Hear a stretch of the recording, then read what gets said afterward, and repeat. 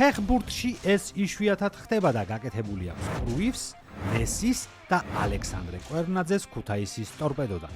2016 წელს ბარსელონამ სელტას 6-1 მოუგო. ბარსას ფეხბურთელებმა ულამაზესი გოლები გაიტანეს. ერთ მომენტში კი მესიმ პენალტი გაათამაშა და სუარესს გაატანინა. დიახ, პენალტის გათამაშება შესაძლებელია და ეს ვიდეო სწორედ ამაზეა. ყველაზე ცნობილი პენალტის გათამაშება 1982 წელს მოხდა, როდესაც ლეგენდარულმა იოჰან კროიფმა დარტყმის ნაცვლად პენალტი თანაგუნდელს გაუთამაშა. პირველი ასეთი გათამაშება კი 1957 წელს დაფიქსირდა ბელგიელი რიკ კოპენსის მიერ. ყოფილა ისეთი შემთხვევები, როდესაც გათამაშება წარუმატებელი აღმოჩნდა.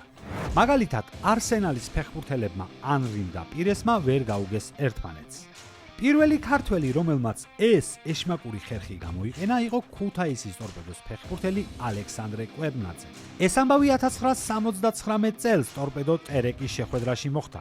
კვერნაძემ დარტყმის ნაცვლად პენალტი ფარულავას გაუთამაშა. ფანები ვერ მიხვდნენ რა მოხდა, გაოგნებულმა ტერეკის ფეხბურთელებმა კი საჭს დაუწყეს ჩხუბი.